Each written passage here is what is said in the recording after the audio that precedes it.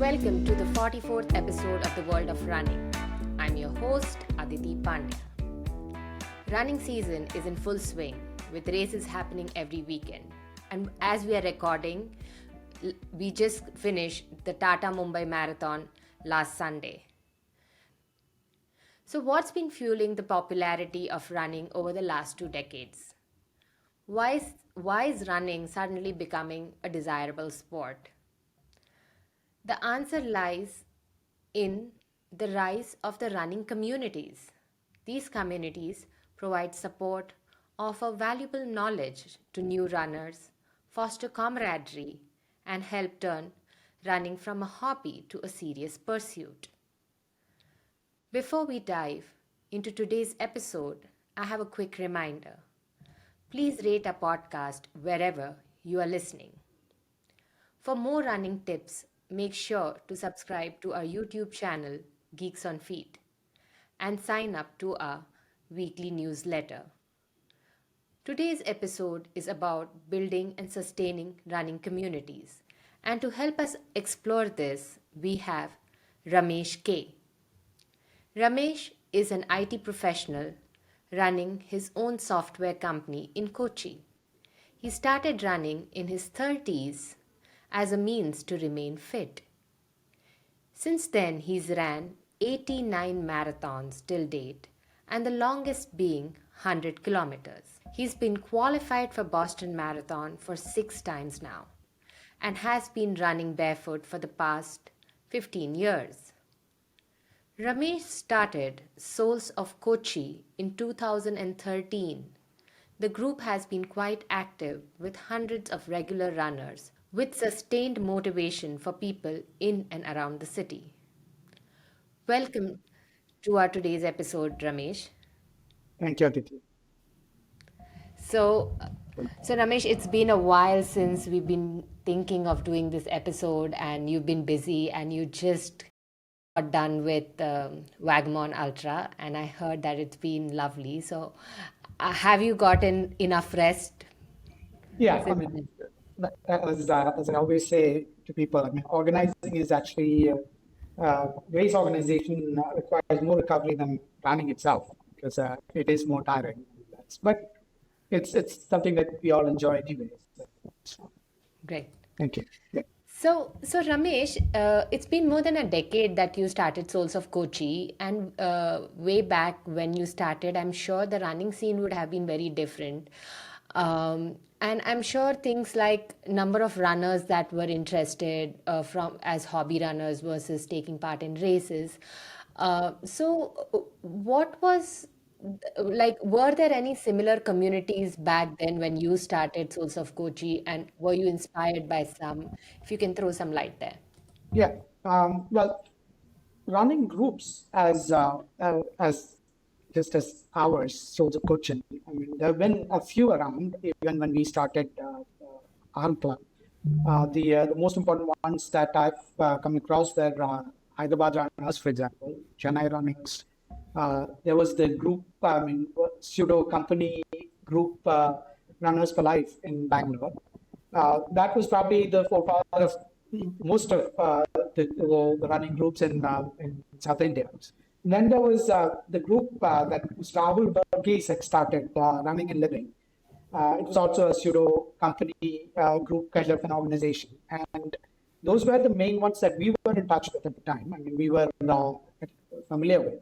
And then we actually, when we started the group, I mean, we did not think beyond the fact that we had to just get as many people as possible to just do this sport that is generally considered, especially as you get older, a big no-no. I mean, so that is why we wanted to sort of be mythbusters in a way. So yeah, that's how it started. The All water right. images. So Ramesh, how has running as a sport evolved, and also community activities around running in India over the past decade? Yeah. So what's the most interesting thing about running, I mean, long distance running, is that the spectators, it's not a spectator sport. I mean, spectators are participants as well, right? So that being said, I mean, there are people who actually prefer to be spectators that we, I mean, as running enthusiasts, want to make convert into participants. So that's basically the principle of having a group and getting people engaged in group activities as well. So the what the scene was, I mean, generally speaking, was uh, you know in India, we always had this safety, secure approach to everything in life. So that's why we send our kids to either engineering school or medicine school, just so we have a secure path for them. That's been ingrained in our blood for a long time, and even our doctors, for that matter, had this approach where you take the safe approach, safe path. So when somebody talks about running, I mean the immediate response even a doctor would have is, well, maybe just walk. I mean, walking is probably good enough. And so those are things that we wanted to bring out to the attention of people to say, it's not just about maintaining, just about sustaining your health. It's actually about improving health. So how do you do that? I mean, it's been for several years we have had this issue of people actually not getting into the sport until funnily races came along, such as the Mumbai Marathon, the huge races came along, and that actually created some. I mean, no matter how you perceive these large races, you have to give it to them that it did bring these this influx of races actually did bring in more interest into the sport, and people actually started thinking outside the box, saying, "Oh yeah, maybe if someone else can do it, maybe I can also do it," and that actually did motivate people to do this the sport they considered hazardous. But then running communities had to come in to actually sustain that. I mean, it was for the most part, a temporary interest that most people had in running, and to keep it actually interesting and sustained, we had to have these running groups because that's the only way you could actually get people to keep doing it for years. But because otherwise it would be one race and done. I mean, people would want to just run one marathon, or I mean, what they call in their mind what a marathon is. Maybe a 5K is a marathon to some people, but whatever it is, uh, that was like a fixed goal. I mean, once you reach that, you stop and you just move on with other things in life. So we had to have groups that actually created that culture of running. I mean, just like brushing your teeth, get up every day in the morning and go for a run. I mean, that shouldn't be so hard. That shouldn't be something that you actually think of as a punishment, but as an enjoyment. So that's what we try to create, that culture of running as a lifestyle. So it is, it's a cliche, as we all know now. A decade or more uh, after that, we are looking at it now. In retrospect, I'm thinking, yeah, it is a cliche, but it became a cliche, and that's a good thing because now people are expecting it and accepting it. In fact, even the dogs in our neighborhood, they all know, oh, these are the crazy people, so they just run. They don't disturb us. They don't care. So that's how it has gone. So I have to tell you, and because you said that in any spectator's mind, if they run a 5K, it's a marathon for them, right? That's me. That is me as a subject, and I remember when I would talk to my friends every morning and say that these long distance don't suit me. I'm a speed runner, right? I'm 100 meters or a 400 meters I should be running, not these 10Ks and half marathons and marathons. And now things change, right? We evolve, as you say, that even the neighborhood pets know that who you are. So yeah, it is a long process, and changes do take time. Now, Correct. as you mentioned that when you were getting inspired by, say, Procam or like Mumbai community and folks who are in Hyderabad and Bangalore folks and many others. What was your motivation? Because you said you started running just because you wanted to remain fit. And then from being fit to actually initiating and building a community, right? So there has to be some level of motivation. And I want to understand as to what was that threshold where you said that, okay, I'll take the lead, and I'm sure there would be more people and you all made a community out of it. Okay, be prepared for a long answer. Yeah. Um, the uh, for me personally, it is obviously everyone has a personal story when it comes to running, in particular. Um, the uh, for me personally, how I took up running was when, and this was when I was in the US, when my brother, in his probably in his uh, early 30s or probably even under 30. I mean, he was diagnosed to be diabetic.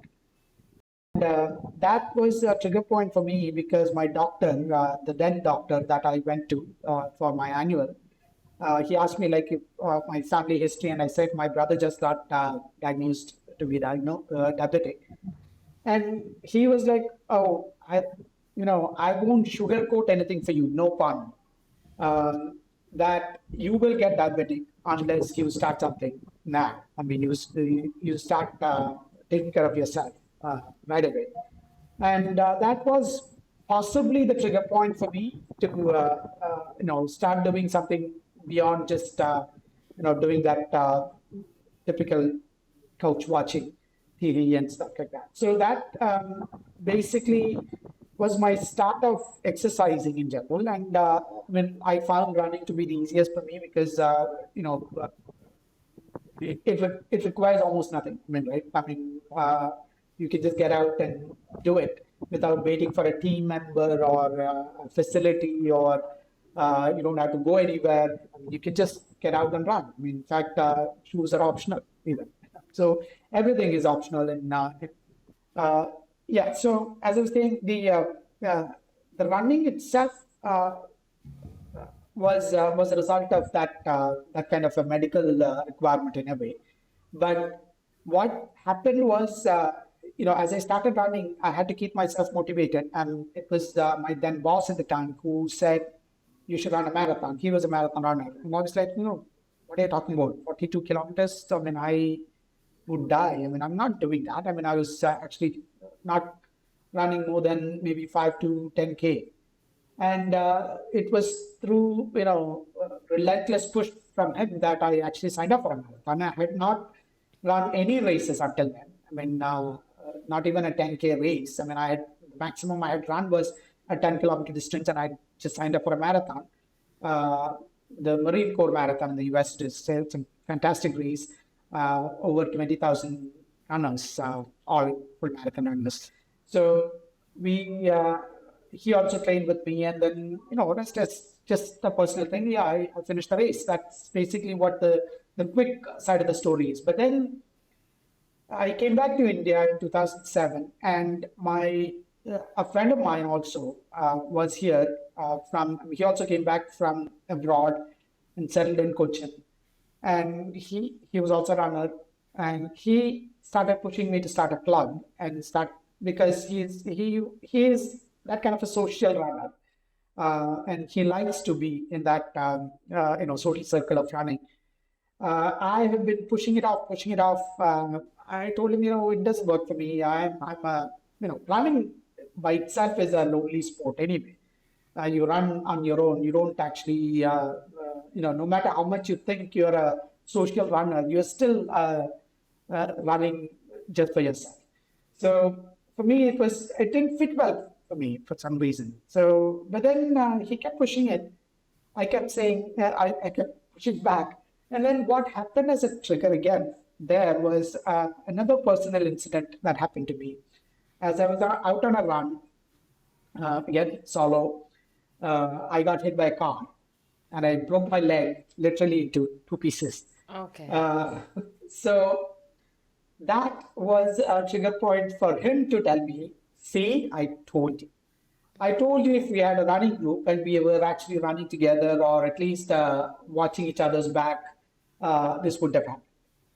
So that was just one thing that he brought up, and it was I thought it was valid. I mean, so In a way, the running group idea came out of a selfish motive from my side, maybe that oh, yeah, maybe we all need to be safer as we are out on the road, and it actually became much more than that than when we started because we as we started interacting with people, it became a what do we say a real social experience for most of us, like a network sort of with very good exceptional friendships, and it went well beyond that the aspect of running. So Yeah. So I completely relate with whatever you spoke because you were talking about solo running and as I mentioned to you before we started is that I just came back from Bombay and so I did a shakeout run at Marine Drive and all the elites were running alongside with there were some pacers and there were some spectators who had come to cheer right from Bangalore and in my head I was thinking about how am I going to strategize the next day's run and everybody would be doing the same thing right because everybody is running at their peak performance at like if you are right, coming to Bombay you either it's your goal race or you're preparing for one and everybody had the same feeling so I think while we are all wanting to be with each other we are highly individual strategies in our head when we are right, approaching the race right so and as you mentioned that you've got some of the best friendships over the years on the course yeah I completely concur because now I don't even know if I had a life before running or my friends beyond running right but yeah, I do have a lot of friends but these are the ones I will meet inevitably every day right like yeah, and yeah the falls do make you think that oh I wish somebody was there with me yeah, so so you know Geeks on Feet is a running community and so is Souls of Kochi and when you are at the start of building a community I think there are a lot of a you need to have a cadence b some kind of a strategy you have to put in place to see that how are we going to bring people together or have some kind of connect so what was your strategy and how did you go about it yeah. back then. So simply speaking, I mean, we got we got an advice from Mr. Rahul Varghese, who was the Running and Living founder. Because at the time, that was probably the biggest group, I mean, that was organizing races up in north, I mean, in Delhi and surrounding areas. What he told us was, you know, how many other people you have? Three people, four people, 10, doesn't matter. Just run and bombard the social media. At the time, Facebook was the biggest thing. Bombard the social media with pictures, saying, "Oh, what a great run we had! I mean, it was wonderful. This, that." Just take pictures and just publish it in whatever way you can. At the time, Facebook actually was becoming really big, and it did make a big difference for us. And what happened was one of our uh, I mean, during one of our runs, a reporter of a newspaper, the Hindu, she saw us and she was curious what we were doing. And because it was such a new concept to this small city of Kochi for people to run in a group like that. So she came up to us and asked us, and then she said, "Oh, maybe I'll run an article on this." And she did. And that actually was the second trigger that we had because then we started getting calls from people who read the article. And that beyond that, it was basically just doing this every day. And the other thing that we did, that was our idea, was to wear really bright, very dazzling shirts. Like especially the initial Soles of Cochin t-shirts were just orange color, just bright colors, and that was one of the other things that we did. Well, basically to get noticed, nothing else. I mean, people would notice us. And of course, initially it was mostly like, we used to get cat calls and Sometimes even abuse us when we are running on the road, saying, "Hey, go off to the side, get out of the road," and stuff like that. Sometimes, I mean, no matter what, uh, as they say, there's nothing called bad publicity, right? So, we got noticed, we got the that publicity that we needed, and I think that is important for any running community that is starting off, especially in a place that I wouldn't call it running hostile, but running unaware. Like, places that the running has not picked up enough. Eventually, people started merging in, and we became a community that's much bigger than we ever imagined. And then, for the other thing, I would also say is for a city like Kochi, which is a tier three kind of city, it's a small city, but even for a city like Kochi, we have groups in different locations, different pockets of the city that has running groups that have running groups that are basically sort of, we call ourselves Soles of Cochin the mothership, and then we have all these little chapters in every part of the city that um, occasionally they do run with us, but for the most part they are on their own, so that people don't have to worry about traveling, and joining a group that's distant. Everyone has like a local group that works well for them. So that's the other thing that any city should be thinking of as well. I mean, don't worry if there are other groups that have spun off from your main group. I mean, that's fine. That's a good thing because that means your community is actually growing. So evolving, having smaller number of people is way easy, right? Like as you mentioned, that communities, and then there'll be subgroups, and then there'll be spin-offs, and it is good. Yeah, of course, it is a way of saying that we are rubbing in the right way. Uh, but there are also ways of understanding that how did you provide autonomy in to, once you thought that okay, this is a substantial group and we will have to start distributing um, responsibilities, and make people autonomous, and take their independent decisions, right? So Correct. how did that come to play? When did that come to play? And if you can throw some light for people who are listening to Sure. build communities. Sure, sure. I mean, when we started the group, we started with about 7 or 8 people who, are totally unlikely partners in crime. So we went ahead and registered the group right away. I mean, like we registered the club, and then the thing that happened, or what you said about sharing or delegating responsibilities and stuff, came about later when we thought of organizing a race, because until then it was, just pure fun of running. But it's when we started thinking of organizing a race, that's when it became a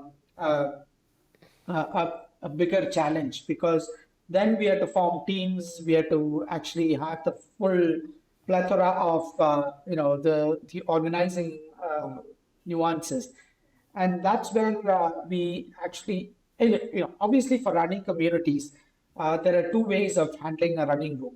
One is, have a full-fledged running group where you have your committees that are elected, and you have like monthly fees. You have doing the complete gamut of organizing. Even if you don't organize a race, you have your merchandise, your runs, your supported runs, and everything that happens with financial involvement, as well as complete participation by all the team members. Or you can have a team like, Soles of Cochin does not have a formal membership. We just have people, whoever comes and runs with us is a soul. That's how we tell people. You can come and run with us, and we can help you in whatever way we can. We do have weekly training sessions for strength training and stuff, and other uh, training methods as well. But we don't have a formal way of people actually getting a membership and identity, and getting involved financially as well, like have a membership fee or anything of that sort. That's not how we operate, but that's how many other clubs operate, and that is equally successful or even better in many cases.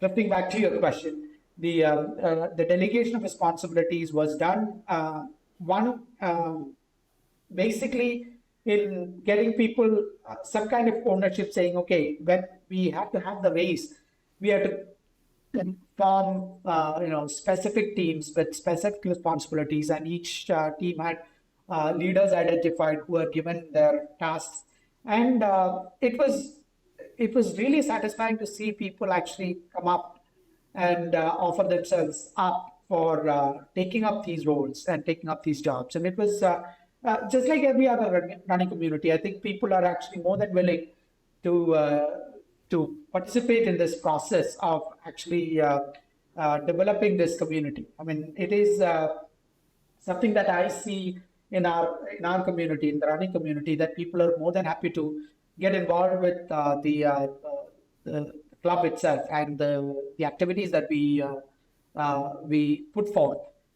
for the most part. So it was not difficult at all, actually. Of course, we do look at people and look how resourceful they are in general, and identify the right amount of activity or responsibility for that person, each person, depending on how they seem to uh, seem to behave with the group and how they seem to represent the group. I mean, so the most important thing for us is to keep the principles of the group intact. I mean, so we always say our key thing is that uh, we don't try to project individuals, for example, in our group.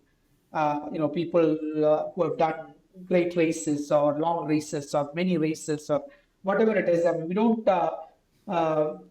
individualize the group, actually, like that. So and then we actually say, the community of running and the camaraderie of running is basically our fundamental goal. So anything that actually promotes that, we will also embrace, and people come forward to with that principle in mind, and they cooperate willingly. So that's how the delegation happens. So Ramesh, you actually answered a lot of my questions that were a follow up, Okay. and so I wanted to actually ask you about your formal structure and a few of the lessons that you would have learned over a period of time. But I think you covered most of them. But one of the things that I'm interested is like what kind of support is that you would generally need as a community, both internally and externally, right? Because see, if we are a team of say 50 people, right, and having said that, a team will perform the best if it is more structured, Yeah, right? Like in sports, like if you look at football or absolutely. hockey, you know that the 11 players, what are their strengths, and they'll Yeah, be working as they'll be playing on their best positions, right? correct. So one is, how have you organized it, whether this organization takes place just before few races that y'all would be doing, and I'll come to that question later, or even when you have to raise funding, right? Because support is needed. If you have a community, you need support both from your people as well as you need external, whether in any form of format, you will need an external support. So is there something that you do Yeah. and work around? Yeah. So I'll answer the first point, which is basically our structure is such that we have, for the Soles of Cochin Running Club itself, we have a committee, and that committee has the standard structure. We have the bylaws, we have the association, and everything um, that a typical club requires. But at the same time, we don't have elections, or we have, so far we have just handpicked the people who wanted to be, I mean, who presented themselves to be of with leadership qualities and willingness to work, and also have the time to do it. So we have handpicked such individuals to be part of the club. I mean, as if like in the core committee.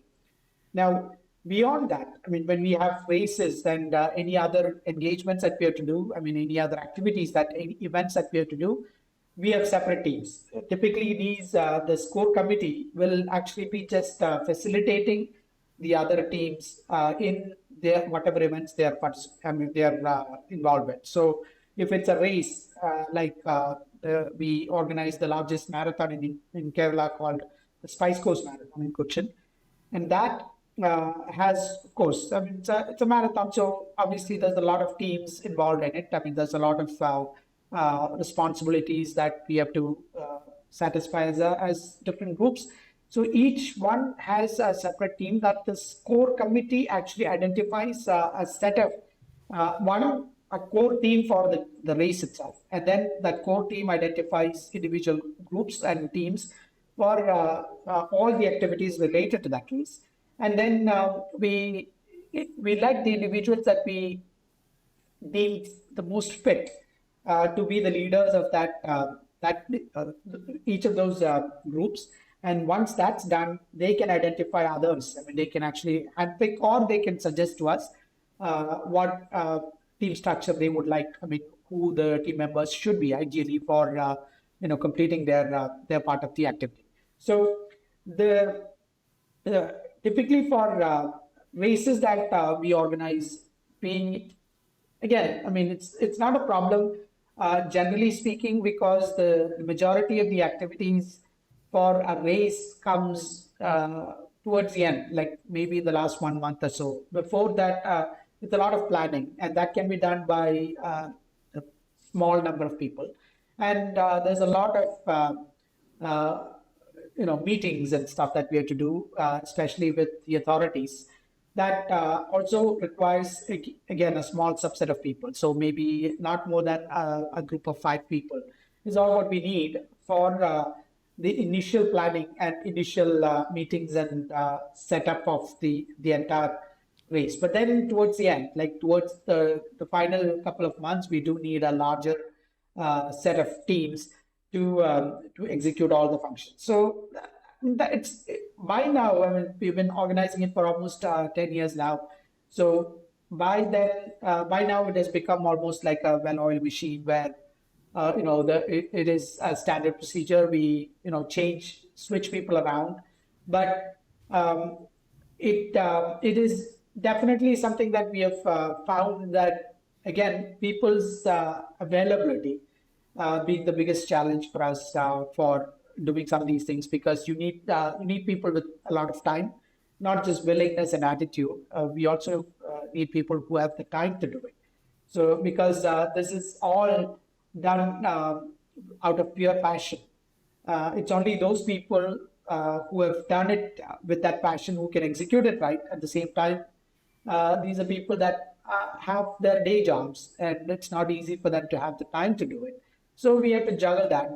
That's been one of the biggest internal challenge that we had, and externally the biggest challenge is, getting running as a sport recognized by people. I mean, outside the group, because obviously when we are doing something like a race, it requires closure of the roads and a lot of permissions and stuff like that, which it's a big challenge in a place where it is not such an activity is not a familiar activity. So when you want to close roads in a city that as it is getting choked from traffic hazards, it does not go well with neither with the authorities nor with the public. So it is a challenge definitely to get people involved from places, people of position who can actually understand our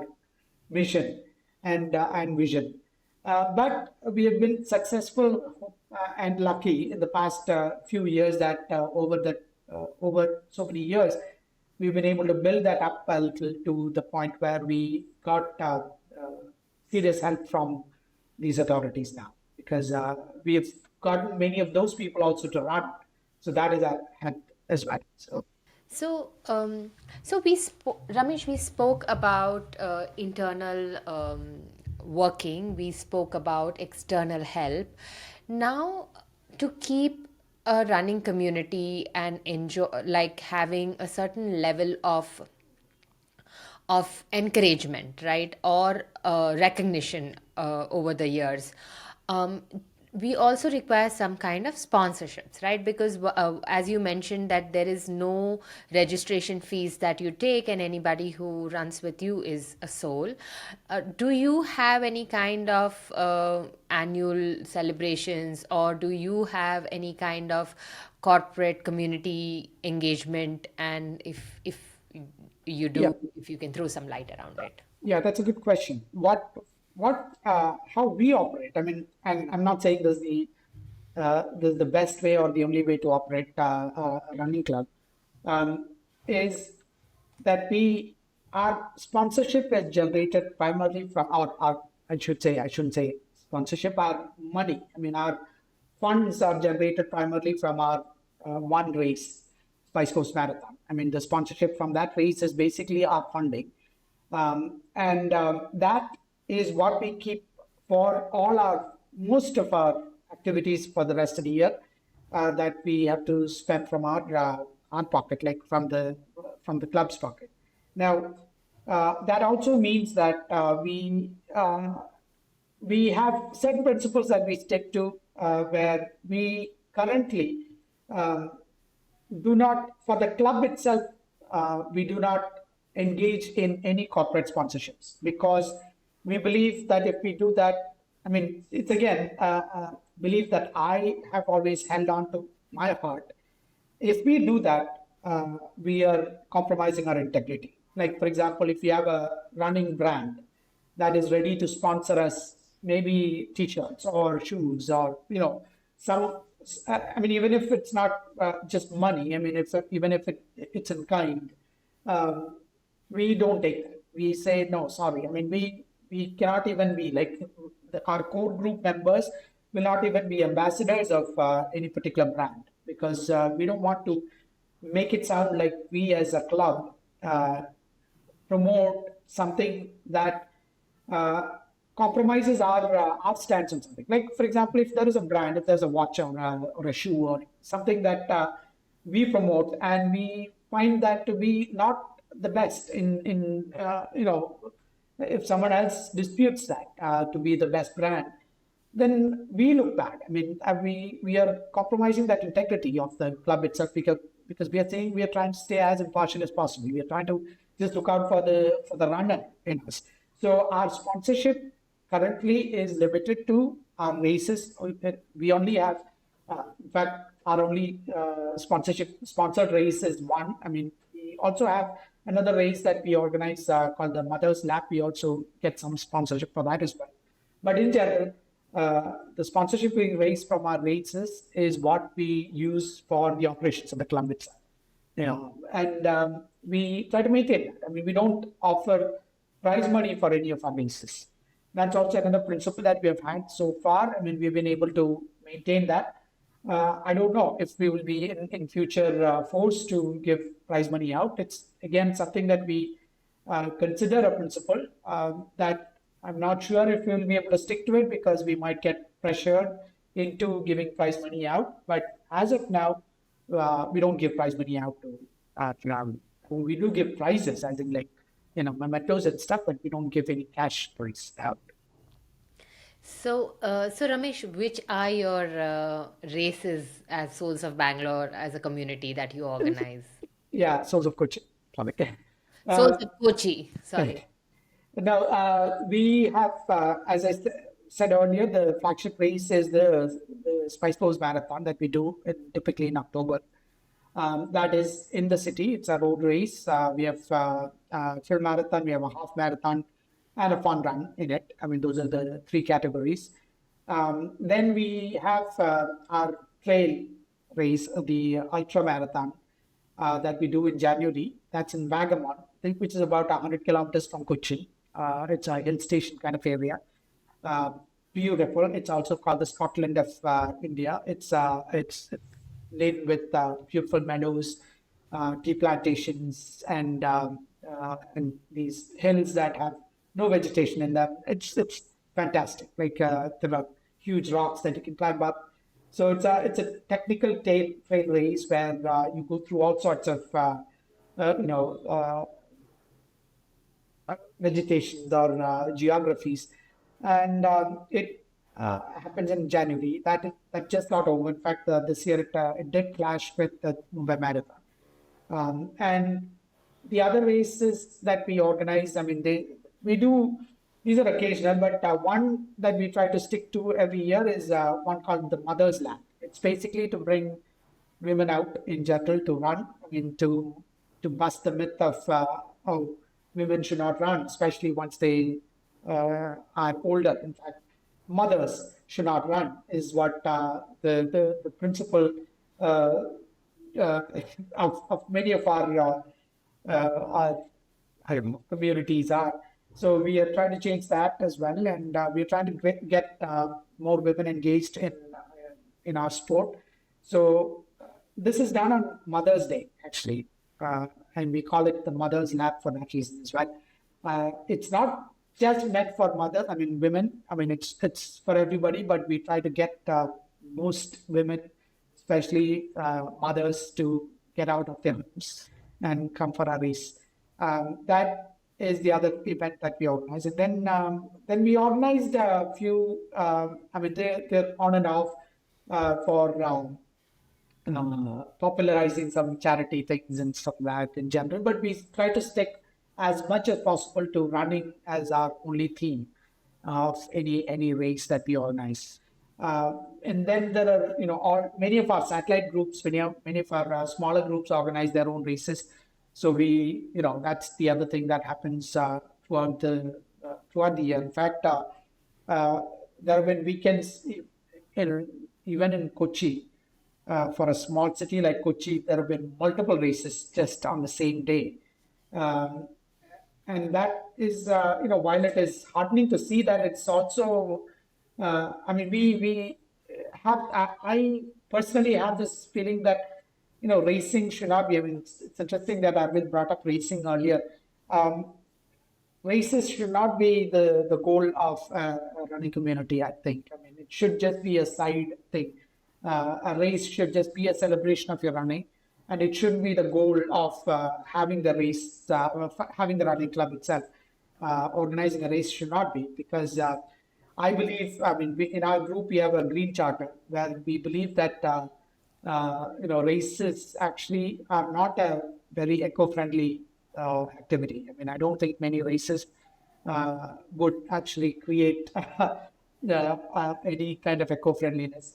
So I feel that we should not be conducting a race if it's not absolutely necessary to do it.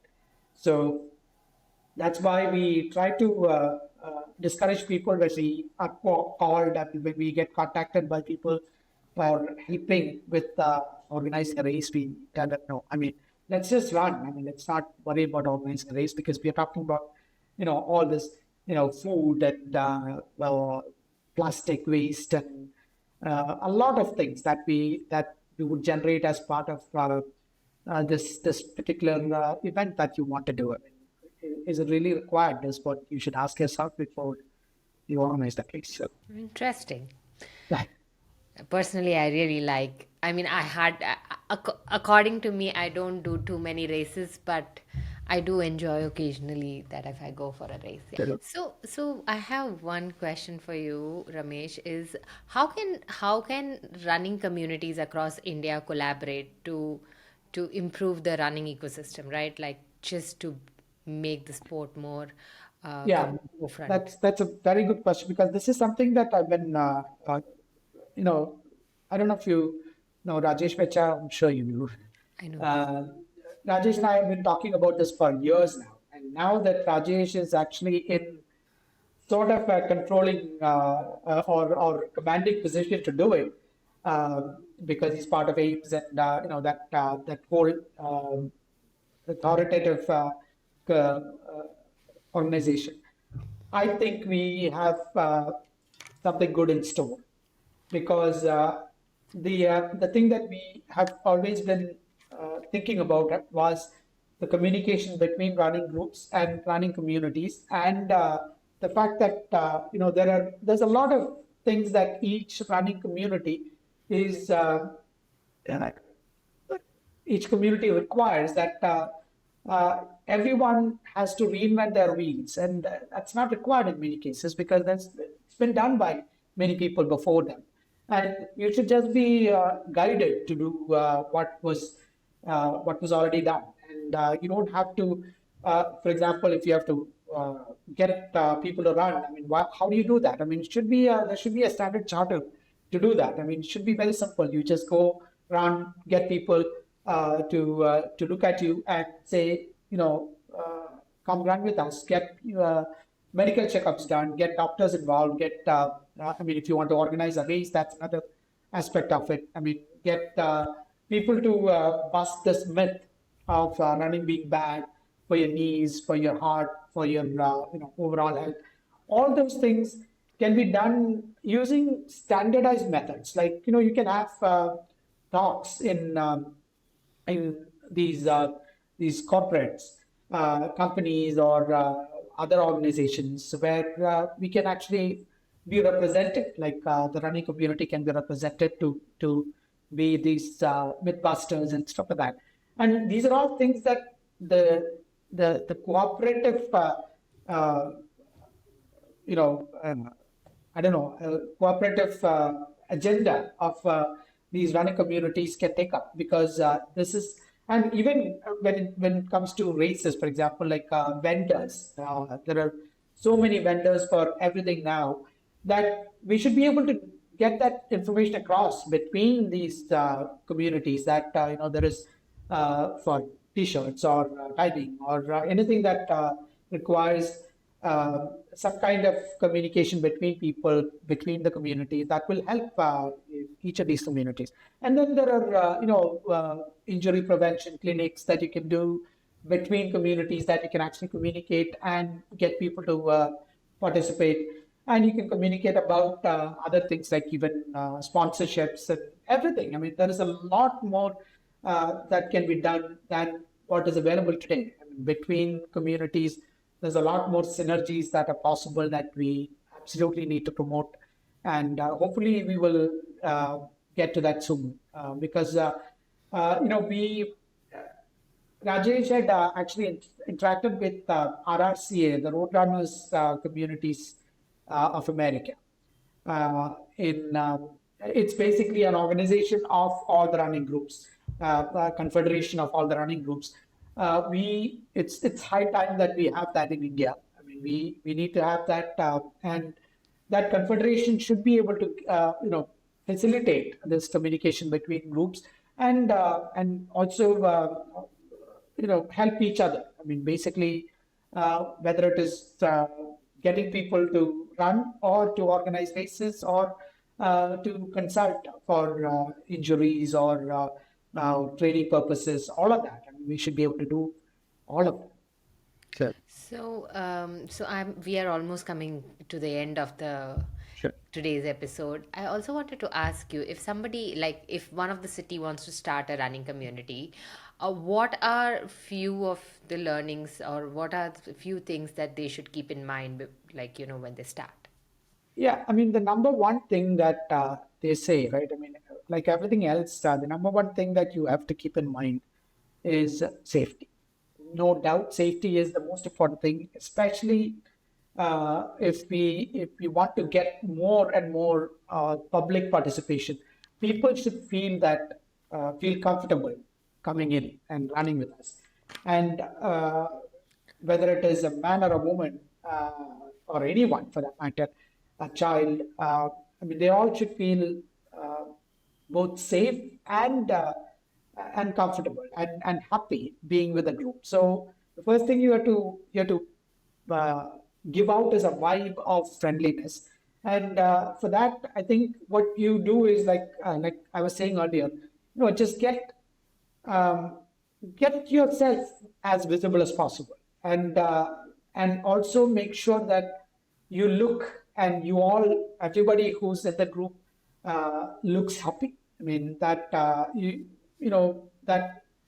you've accomplished something, then you actually provide that view that people should join the group so that you also become happier. And it's as simple as that. And we um, starting a running community is easy. All you have to do is to just put one foot in front of the other, just then encourage the person next to you to do the same, and just keep going. And there is no limit to the number of people, right? I mean, or the amount of uh, steps you can make in the positive direction when you have a running group. And when we started our group 10 years ago, over 10 years ago, we never thought that this was going to be this, right? I mean, it was going to be this big, or even the societal and individual impact that it had um, has been has been amazing, because now we get called into policy making by corporations and other people, which is the biggest uh, sort of bang for the buck we've had so far, because we can actually tell people you need safer communities for running. Traffic should be better, or we need better sidewalks, we need better parks. And we are able to represent that. I mean, we are able to tell that to people of power, and they're ready to listen to us, which is amazing, because that is what running communities' potential is. And so I think we all need to get engaged in this great journey. Okay, so with this, we come to the end. If you and thank you for taking out time, Ramesh, for today's Problem. Thank episode. you for I having hope to me. see you soon. Yes. Um, Yeah. just one more thing, Ramesh. If somebody wants to get in touch with you, right, Yeah. to Souls of Kochi, how can they get in touch with you? If you can share your email or the club's email. Yep. I mean, it's info at solesofcochin.org is our typical email, and that is the best way to get in touch with us.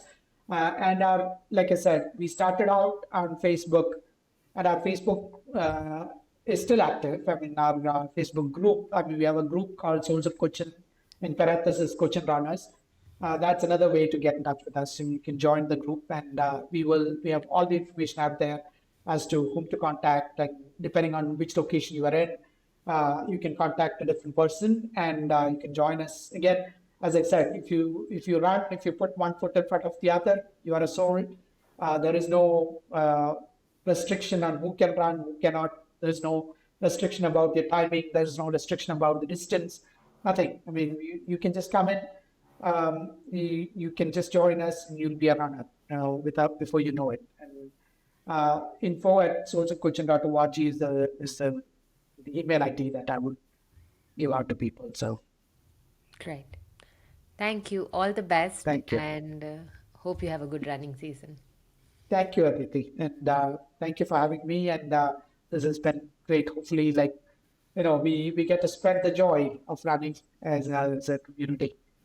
I would like to thank all our listeners, and if you like this episode and would like to know more on the world of running, please subscribe to our channel.